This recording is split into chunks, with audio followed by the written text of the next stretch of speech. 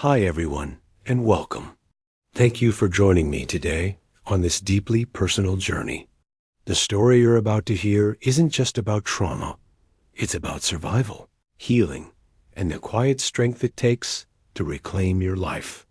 This is PTSD Doesn't Define Me, my story of resilience and recovery. Let's begin. The sterile white walls of the clinic seemed to amplify the frantic rhythm of my heart. It had been 20 years since it happened. 20 years of carefully constructed normalcy, a life built brick by brick on a foundation of denial. I was a successful architect, a loving husband, a father to 2 beautiful children. On the surface, I was the picture of health, of stability. But beneath the veneer, the trauma lurked, a silent predator patiently waiting for an opportune moment to strike. Its preferred method of attack? My dreams. They started subtly, fragmented images, fleeting glimpses of a darkened room, a looming figure. Then they grew more vivid, more persistent, each night peeling back another layer of the carefully constructed facade. I would wake up in a cold sweat, my heart pounding, the taste of fear still clinging to my tongue. My wife, Sarah, would hold me, her warmth a temporary shield against the encroaching darkness. "It's just a dream, David," she would whisper, her voice laced with concern. "It's not real," but it felt real, more real than anything else in my life. The terror, the helplessness, the sheer, unadulterated panic, it was all there, as raw and visceral as the day it happened. I tried to ignore it, to push it down, to bury it deeper. I threw myself into my work, designing sleek, modern buildings, each one a testament to order and control, a desperate attempt to impose structure on the chaos within. I spent more time with my children, reading them bedtime stories, playing games in the park, trying to create memories that would overwrite the nightmares. But the dreams persisted. They evolved, became more elaborate, more disturbing. They started to bleed into my waking hours. A sudden noise, a certain smell, a glimpse of a familiar face, any of these could trigger a flashback, a brief but terrifying journey back to that darkened room. I started to withdraw from Sarah, from the children, from the world. I became irritable, anxious, prone to fits of rage. I knew I was pushing them away, but I couldn't stop myself. The trauma was consuming me, turning me into someone I didn't recognize. One day, my daughter, Emily, who was 8 at the time, came to me with a drawing she had made. It was a picture of our family, standing in front of our house. But in the corner of the drawing, she had added a dark, shadowy figure, lurking in the bush. "Who's that, Emily?" I asked, my voice trembling. "That's the monster that makes you sad, Daddy," she said, her eyes wide with concern. Her words hit me like a punch to the gut. My trauma wasn't just affecting me. It was poisoning my entire family. I knew I had to do something. I couldn't let it destroy us. That's how I ended up in the sterile white clinic, waiting to see Dr. Eleanor Vance, a trauma specialist recommended by my family physician. I had resisted therapy for years, convinced that I could handle it on my own, but I was wrong. I was drowning, and I needed help. Dr. Vance was a middle-aged woman with kind eyes and a calming demeanor. Her office was warm and inviting, filled with plants and comfortable furniture. She listened patiently as I recounted my story, her expression never changing. "Thank you for sharing that, David," she said when I was finished. "It takes a great deal of courage to confront these kinds of memories." She explained that I was suffering from post-traumatic stress disorder, PTSD, a condition that can develop after experiencing a traumatic event. She assured me that it was treatable, and that with therapy, I could learn to manage my symptoms and live a fulfilling life. The therapy was long and arduous. It involved reliving the trauma, processing the emotions associated with it, and developing coping mechanisms to deal with the triggers and flashbacks.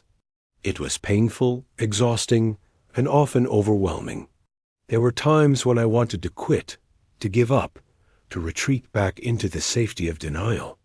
But Dr. Vance was there to guide me, to support me, to remind me that I was not alone. She helped me understand that the trauma was not my fault, that I was not responsible for what had happened to me. She taught me how to forgive myself, how to let go of the guilt and shame that I had been carrying for so long. One of the most effective techniques we used was eye movement desensitization and reprocessing EMDR.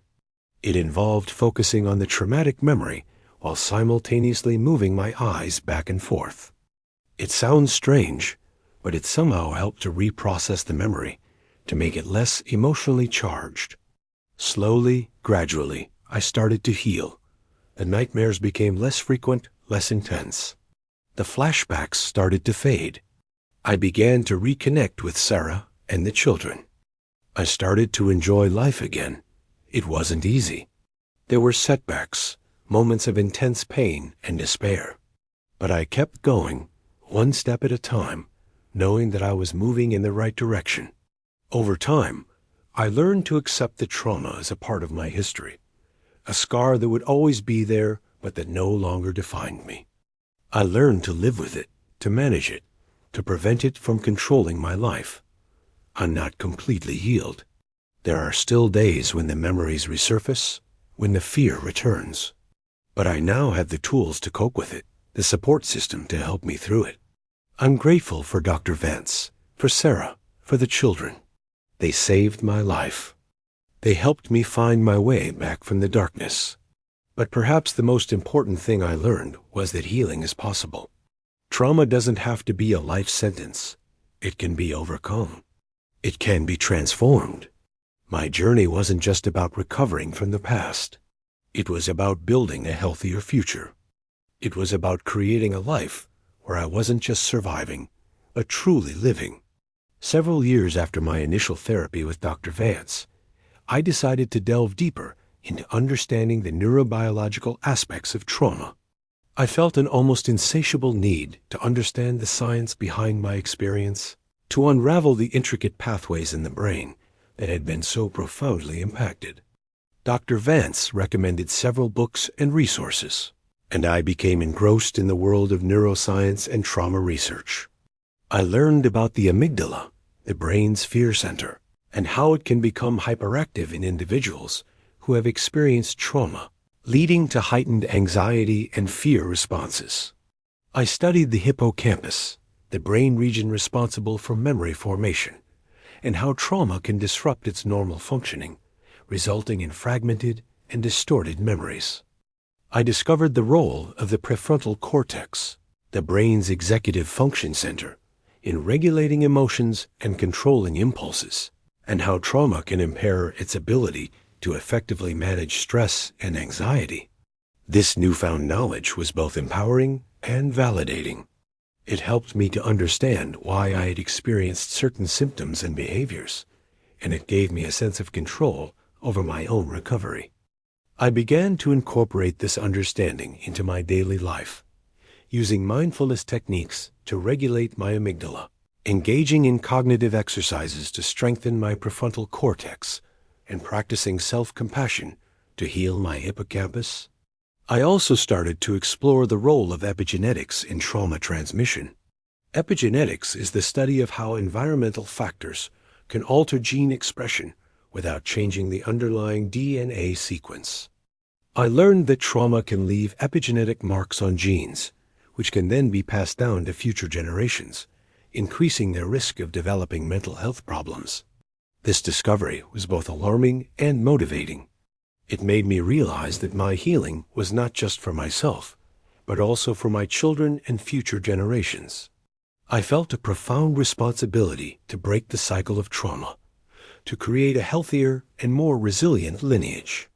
I shared my newfound knowledge with Sarah, who was incredibly supportive and eager to learn more. We started to incorporate trauma-informed parenting practices into our daily lives, creating a safe and nurturing environment for our children, where they felt loved, valued, and understood. We taught them about emotions, mindfulness, and coping mechanisms, empowering them to manage stress and anxiety in healthy ways. As I continued my journey of healing and self-discovery, I realized that I wanted to share my experience with others. I wanted to help other trauma survivors find their way back from the darkness, to show them that healing is possible, and to empower them to live fulfilling and meaningful lives. I started by volunteering at a local mental health organization, providing peer support to individuals who had experienced trauma. I shared my story, listened to their stories, and offered encouragement and hope. I found that helping others was incredibly therapeutic for me. It gave me a sense of purpose and meaning, and it helped me to further process my own trauma. I then decided to start a blog where I could share my knowledge and insights about trauma recovery with a wider audience. I wrote about my personal experiences, the science of trauma, and practical strategies for healing. I also interviewed other trauma survivors and mental health professionals, sharing their stories and expertise. My blog quickly gained a following, and I started to receive messages from people all over the world, thanking me for sharing my story and providing them with hope and inspiration. It was incredibly rewarding to know that I was making a difference in the lives of others. One day, I received an email from a publisher asking if I would be interested in writing a book about my experience with trauma recovery. I was thrilled and honored.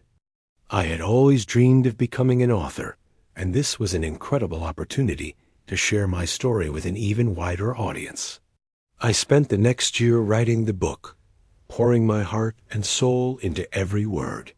I wanted to create a book that was both informative and inspiring, a book that would help trauma survivors understand their experiences, find hope for the future, and empower them to take control of their own healing journey. The book was published to critical acclaim, and it quickly became a bestseller. I received countless messages from readers telling me how the book had changed their lives, giving them the courage to seek help and empowering them to heal from their trauma. I started to travel the world, giving speeches and workshops on trauma recovery. I shared my story with thousands of people, inspiring them to believe in their own resilience and potential for healing. I also became an advocate for trauma-informed care, working with schools, hospitals, and other organizations to implement policies and practices that would better support individuals who have experienced trauma. My journey from trauma survivor to trauma advocate has been long and arduous, but it has also been incredibly rewarding. I have learned so much about myself, about the human spirit, and about the power of healing. I am no longer defined by my trauma. It is a part of my story, but it does not define who I am. I am a survivor, a healer, an advocate, and an author. I am living a fulfilling and meaningful life, and I am grateful for every day. But the journey wasn't solely mine. It intertwined deeply with the lives of those closest to me, most notably Sarah. Her steadfast belief in me, even when I doubted myself most, was a lifeline. Yet, witnessing my struggle also took its toll on her. I remember one evening, after a particularly grueling therapy session, I found her sitting on the porch swing, tears streaming down her face. I feel so helpless, David," she sobbed. "I see you hurting, and I don't know how to make it better. I try to be strong for you, but sometimes it's just too much." That was a turning point for us. I realized that I couldn't expect her to carry the burden of my trauma alone. We started attending couples therapy, where we learned to communicate more effectively, to understand each other's needs, and to support each other through the challenges. Sarah began to explore her own coping mechanisms, finding solace in yoga, meditation, and spending time in nature. She also joined a support group for partners of trauma survivors, where she could connect with others who understood what she was going through. Together, we learned to navigate the complexities of our relationship, creating a space of safety, trust, and vulnerability. We learned to accept each other's imperfections, to forgive each other's mistakes, and to celebrate each other's strengths. My children, Emily and Ben, also played a crucial role in my healing. Their innocence, their love, and their unwavering belief in me were a constant source of inspiration. I made a conscious effort to be more present in their lives, to listen to their stories, to play with them, and to create memories that would last a lifetime. I also made sure to educate them about trauma in an age-appropriate way. I wanted them to understand why I'd been struggling, and I wanted them to know that it was not their fault. I taught them about emotions, resilience, and the importance of seeking help when they needed it. One day, Emily came to me with a question that stopped me in my tracks. "Daddy," she said, "did the bad man go away?" I knelt down and looked her in the eyes. "Yes, Emily," I said. "The bad man is gone. He can't hurt us anymore." "But what if he comes back?" she asked, her voice trembling. "He won't come back," I said, wrapping my arms around her. "I won't let him. I'm strong now, and I'll always protect you." That moment solidified my commitment to healing, not just for myself, but for my family. I knew that I had to create a safe and secure environment for them, where they could thrive and grow without fear. Years later, as I watched Emily graduate from college and Ben embark on his own career path, I felt an overwhelming sense of gratitude. We had made it through the darkness, and we had emerged stronger and more resilient than ever before. My trauma will always be a part of my story, but it no longer defines me. I am a husband, a father, a friend, an author, and an advocate. I am living a fulfilling and meaningful life, and I am grateful for every moment. And I know that even in the darkest of times, hope is always possible. Healing is always possible, and love can conquer all. The pursuit of understanding trauma led me down unexpected paths, including exploring alternative therapies alongside traditional methods. I became interested in the potential of somatic experiencing, a body-oriented therapy that focuses on releasing trauma stored within the physical body. I had always been disconnected from my physical sensations, so this approach felt particularly challenging at first. Dr. Vance referred me to a certified somatic experiencing practitioner named Maria. Maria's office was a serene space filled with soft lighting, comfortable cushions, and the gentle sound of flowing water. She explained that trauma can disrupt the body's natural ability to regulate stress, leading to chronic pain, tension, and other physical symptoms. Somatic experiencing aims to restore this regulation by helping individuals become more aware of their bodily sensations and release the pent-up energy associated with trauma. During our sessions, Maria would guide me through gentle movements, breathing exercises, and focused attention on different parts of my body. At first, I felt awkward and self-conscious, but gradually, I began to notice subtle sensations that I had previously been unaware of. I felt a tingling in my hands, a tightness in my chest, a knot in my stomach. As I became more attuned to these sensations, Maria helped me to gently explore them without judgment or pressure. She explained that these sensations were not dangerous, but rather they were simply the body's way of releasing the energy that had been trapped for so long. One day, during a session, I felt a sudden wave of emotion wash over me. I started to cry uncontrollably, tears streaming down my face. Maria held space for me, offering words of comfort and support. As I cried, I felt a deep sense of release, as if a weight had been lifted from my shoulders. After that session, I felt lighter and more at ease in my body. I noticed that my chronic pain had diminished and my sleep had improved. Somatic experiencing helped me to reconnect with my physical self, to release the trauma that had been stored within my body, and to restore my natural ability to regulate stress. I also explored the potential of mindfulness meditation in managing my PTSD symptoms. Mindfulness meditation involves paying attention to the present moment without judgment. It can help individuals become more aware of their thoughts, feelings, and sensations, and to develop a sense of equanimity in the face of challenging experiences. I started by practicing mindfulness meditation for just a few minutes each day, gradually increasing the duration as I became more comfortable. I found that it helped me to quiet my racing thoughts, to reduce my anxiety, and to cultivate a sense of inner peace. I also learned to incorporate mindfulness into my daily life, paying attention to the simple things, such as the taste of my food, the sound of the birds singing, and the feeling of the sun on my skin. These small moments of mindfulness helped me to stay grounded in the present moment and to appreciate the beauty and wonder of life. As I continued to heal, I realized that I had a responsibility to use my experience to help others. I started to speak out about trauma, sharing my story with audiences large and small. I wanted to break the stigma surrounding mental health, to let other trauma survivors know that they are not alone, and to inspire them to seek help. I also became involved in advocacy efforts, working to improve access to mental health services and to promote trauma-informed care in schools, hospitals, and other organizations. I believe that everyone deserves access to the resources and support they need to heal from trauma. My journey from trauma survivor to trauma advocate has been challenging, but it has also been incredibly rewarding. I have learned so much about myself, about the human spirit, and about the power of healing. I am no longer defined by my trauma. It is a part of my story, but it does not define who I am. I am a survivor, a healer, an advocate, and a writer. I am living a fulfilling and meaningful life, and I am grateful for every day.